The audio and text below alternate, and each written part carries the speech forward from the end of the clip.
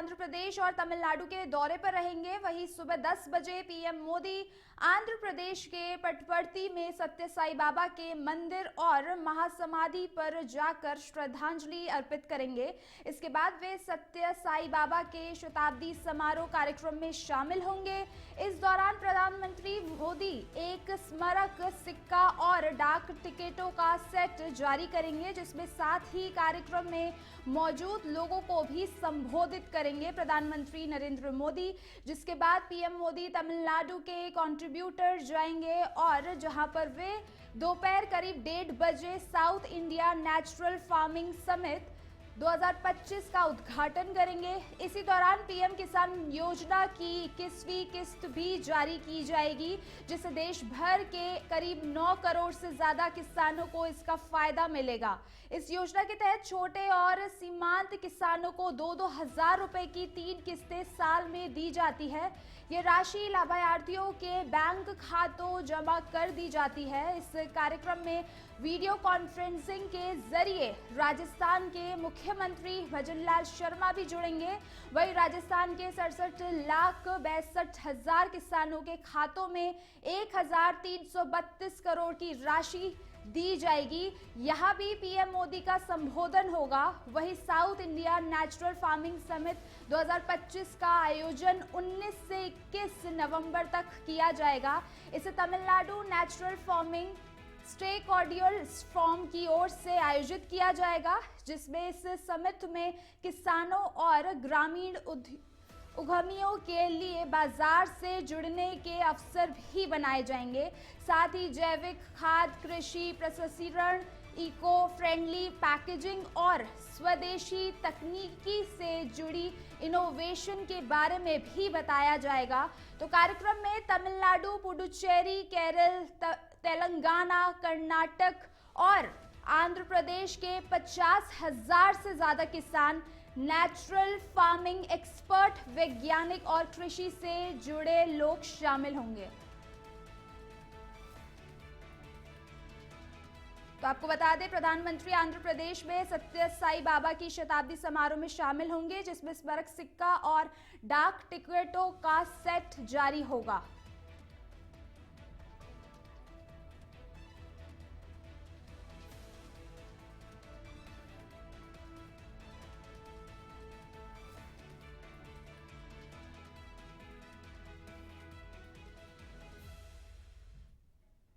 अगली खबर बिहार से है। बिहार में सत्ता परिवर्तन की तैयारियां चरम पर है। वहीं गुरुवार को एनडीए की नई सरकार का शपथ ग्रहण पटना के ऐतिहासिक गांधी मैदान में होगा। यह समारोह बेहद भव्य होने वाला है, जिसमें प्रधानमंत्री नरेंद्र मोदी, कई राज्यों के मुख्यमंत्री, केंद्रीय मंत्री और एनडीए के वरिष्ठ नेता शामिल होंगे। अनुमान है कि लाखों लोग इस ऐतिहासिक पल के साक्षी बनेंगे। वही शपथ ग्रहण से पहले आज एनडीए के 2 प्रमुख दल जेडीयू और भाजपा अपने अपने विधायक दल की बैठक करेंगे, जिसमें जेडीयू की बैठक सुबह 11 बजे मंत्री श्रवण कुमार के आवास पर होगी, जबकि भाजपा की बैठक पटना स्थित प्रदेश मुख्यालय में होगी।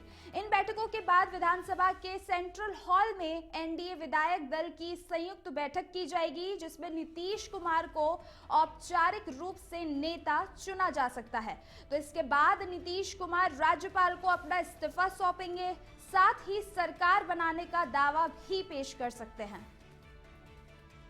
तो आपको बता दें, खबर पटना से है। नीतीश कुमार राज्यपाल को इस्तीफा सौंपेंगे और साथ ही सरकार बनाने का दावा भी पेश किया जाएगा।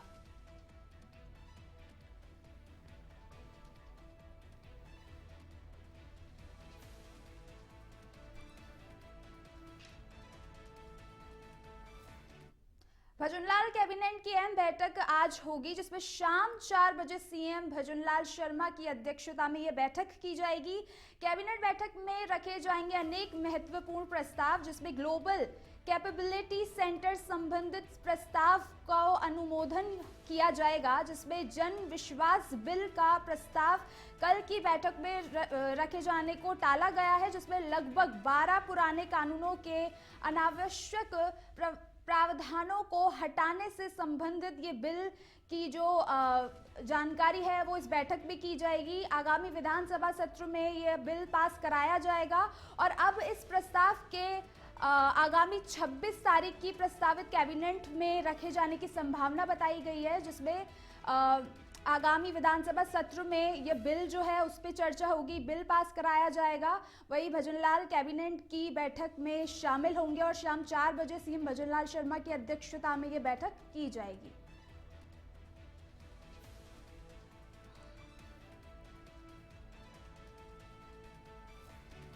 तो इसी पर अधिक जानकारी के साथ हमारे साथ जुड़ चुके हैं डीपटी न्यूज एडिटर अवनींद्र मिश्रा।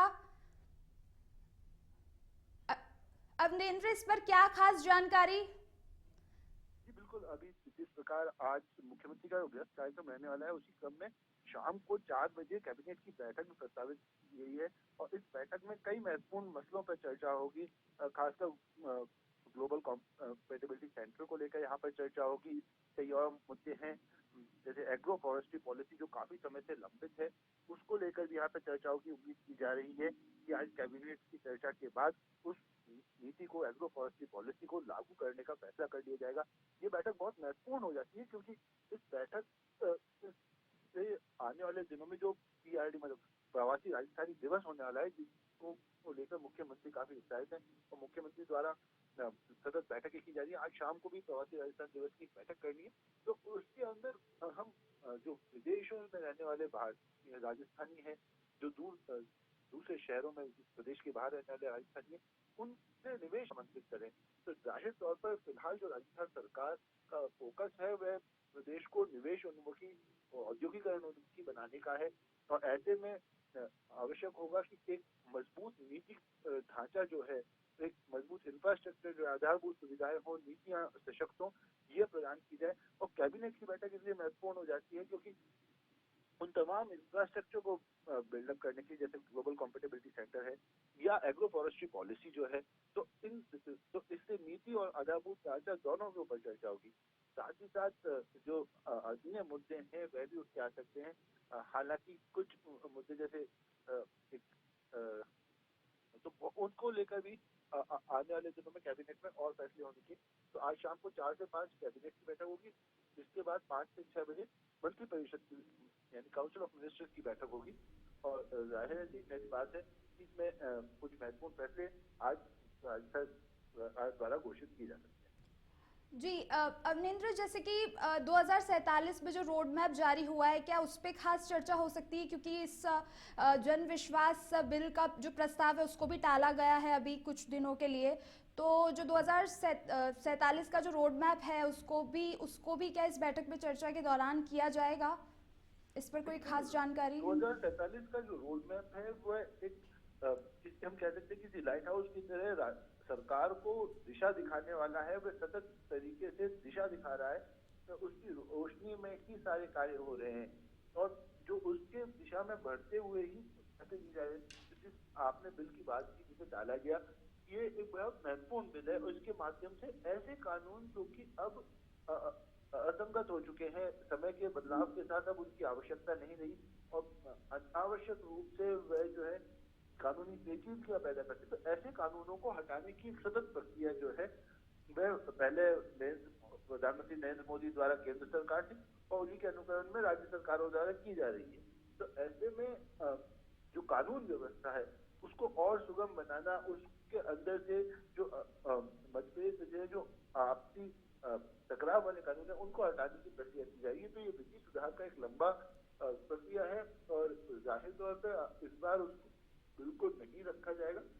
अगले उसमें आने की जो 26 नवंबर को प्रस्तावित बैठक है उसके अंदर उसके आने की हर बुधवार को मुख्यमंत्री भजनलाल शर्मा का प्रयास रहता है कि अधिक से अधिक जो है बैठकें हो, तो हर बुधवार को कैबिनेट की बैठक रहने के प्रयास किया जाता है। तो संभवतः 26 तारीख को जो होने वाली बैठक है उसके अंदर इसको रखा जाए। वही अन्य जो मुद्दे हैं खासकर प्रदेश के विकास को लेकर जो तत्कालिक आवश्यकताएं हैं, अभी जो मौसम में बदलाव हुआ है, जो बीमारियां हैं, साथ ही साथ स्वास्थ्य सेवाओं को सुदृढ़ करने को, तो उन तमाम मुद्दों पे यहाँ पे चर्चा मिलेगी। साथ ही अभी मुख्यमंत्री भजनलाल शर्मा जो उत्तर रीजनल काउंसिल जो उत्तर भारतीय प्रदेश हैं उनकी एक बैठक से होकर आए, क्षेत्रीय बैठक से, तो वहां से भी कुछ अगर ऐसे इनपुट मिले होंगे जो कि प्रगति की जा सकती है तो उसके बारे में चर्चा की जाएगी। और देखने वाली बात होगी कि क्या कुछ फैसले आज कैबिनेट लेगी। बहुत बहुत शुक्रिया अवनेंद्र, आपकी जानकारियों को साझा करने के लिए। तो जन विश्वास बिल का प्रस्ताव कल की बैठक में किया जाएगा भजनलाल द्वारा।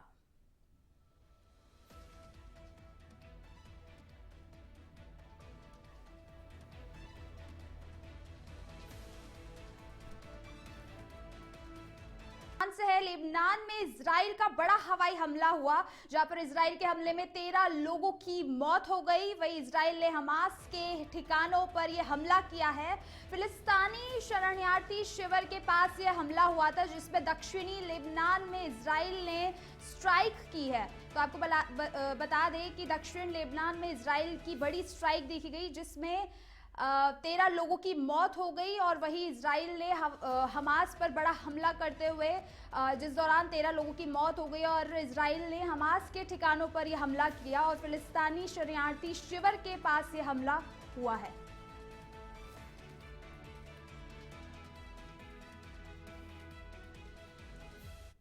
और अगली बड़ी खबर राजस्थान से है। राजस्थान में पहली बार 7 संभागों में एक साथ घूमर महोत्सव होगा, जिसमें 2025 में उप मुख्यमंत्री दिया कुमारी की पहल पर यह आयोजन किया जा रहा है। शाम 4 बजे से सभी संभागों में महोत्सव शुरू होगा। वही अजमेर, भरतपुर, बीकानेर, जयपुर, जोधपुर, कोटा और उदयपुर में ये मुख्य कार्यक्रम आयोजित किए जाएंगे। राजस्थान की पारंपरिक शाही धरोहर घूमर को मिलेगा नया रंग और उत्सव।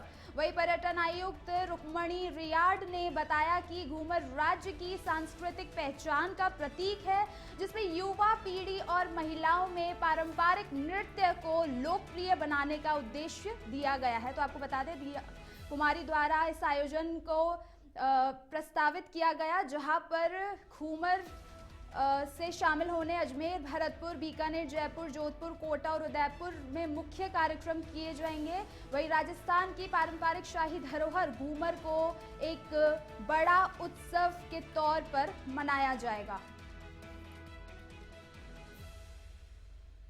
और अगली बड़ी खबर 23 नवंबर को उपराष्ट्रीय पल्स पोलियो टीकाकरण दिवस की शुरुआत होगी, जिसमें जयपुर प्रथम में 4 लाख से अधिक नौनिहालों को पिलाई जाएगी पोलियो की 2 बूंदें। वहीं 9 बजे से शाम 5 बजे तक 2928 बूथों पर चलेगा टीकाकरण अभियान, जिसमें 5 वर्ष तक के सभी बच्चों को दी जाएगी खुराक। वहीं नवजात भी शामिल होंगे। अगले 2 दिन मोबाइल टीमें घर घर जाकर इस खुराक को देंगी और 350 सुपरवाइजर्स, 75 मोबाइल टीमें और 130 ट्रांसजेक्ट टीमें तैनात रहेगी। वही जिला स्तरीय अधिकारी अभियान की निरंतर मॉनिटरिंग की जाएगी।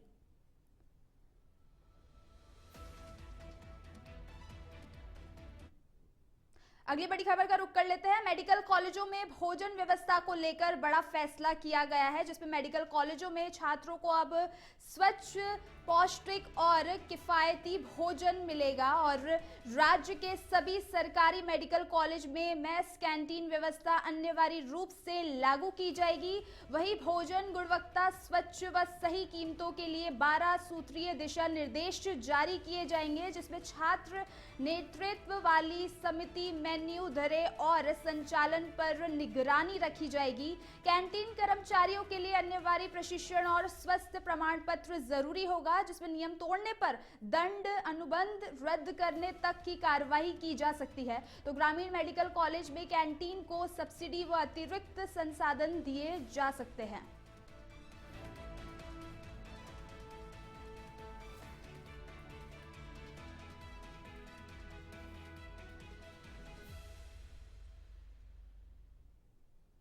अगली बड़ी खबर जयपुर से है। जयपुर में ड्रग कंट्रोल विभाग का अलर्ट जारी हो गया है। 6 दवाइयों के सैंपल जांच में अमानक पाई गई, जिसमें इन दवाओं के संबंधित बेंचों की बिक्री पर तत्काल रोक लगा दी गई।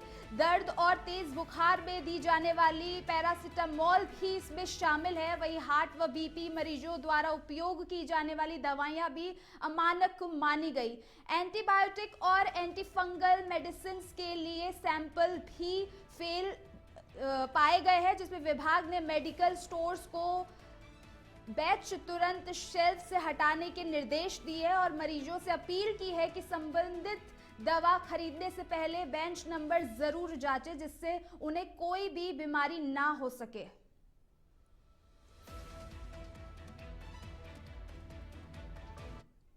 और इस वक्त की बड़ी खबर उत्तराखंड से है। उत्तराखंड सीएम पुष्कर सिंह धामी का प्रदेश दौरा 23 नवंबर को अजमेर के दौरे पर रहेंगे।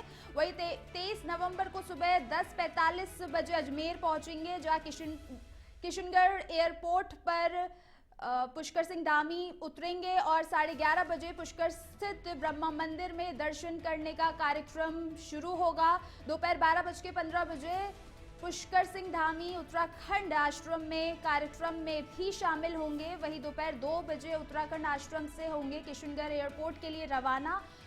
उसके बाद पुष्कर सिंह धामी 2:45 बजे किशनगढ़ एयरपोर्ट में पहुंचेंगे और दिल्ली के लिए रवाना होंगे।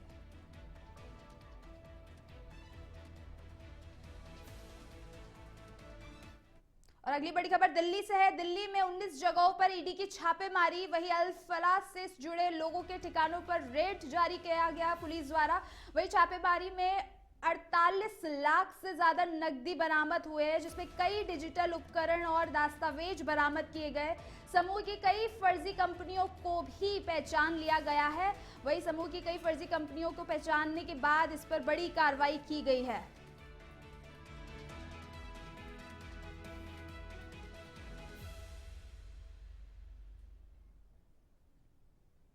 गुजरात के साबरमती जेल में आतंकी की पिटाई का केस सामने आया, जिसमें जेल के कैदियों ने आतंकी डॉक्टर अहमद को पीटा। जिसमें गुजरात से पकड़ा गया था वह आतंकी, जिसका नाम बताया गया डॉक्टर अहमद। रिमांड पूरी होने के बाद आतंकी जेल पहुंचा और कैदियों की पिटाई से आतंकी की आंख में भी चोट आ गई। तो आपको बता दें कि खबर गुजरात से है। गुजरात के साबरमती जेल में आतंकी की पिटाई का केस सामने आया, जिसमें जेल के कैदियों ने अहमद को पीटा और गुजरात से पकड़ा गया था ये आतंकी डॉक्टर अहमद।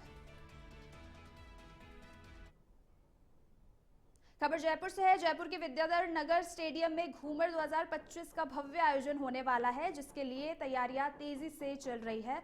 यह सांस्कृतिक कार्यक्रम प्रदेश के 7 संभागों में एक साथ आयोजित किया जाएगा, जिसमें उप मुख्यमंत्री दिया कुमारी ने स्टेडियम पहुंचकर सभी व्यवस्थाओं, सुरक्षा और स्थल की तैयारियों का निरीक्षण किया और अधिकारियों को जरूरी निर्देश दिए गए ताकि कार्यक्रम सुचारू और भव्य रूप से संपन्न हो सके। खबर जयपुर से है। जयपुर के कोटखावदा थाना क्षेत्र से है, जहां पुलिस ने डकैती और किडनैपिंग की वारदात के मामले में 1.5 साल से फरार चल रहे एक कुख्यात बदमाश को इंदौर से गिरफ्तार किया है। वहीं पुलिस के अनुसार ये आरोपी गैंग का मास्टरमाइंड है, जिसने अपने 4 साथियों के साथ मिलकर एक युवक को किडनैप कर लूट की घटना को अंजाम दिया था। वारदात के बाद वह इंदौर भाग गया था और लगातार ठिकाने बदलकर पुलिस से छिपता रहा, लेकिन तकनीकी और इनपुट के आधार पर पुलिस ने उसे दबोच लिया। उसके 4 साथी पहले ही जेल भेजे जा चुके हैं। अब पुलिस आरोपी से पूछताछ कर गैंग के नेटवर्क और अन्य आपराधिक गतिविधियों की जानकारी में जुटी हुई है।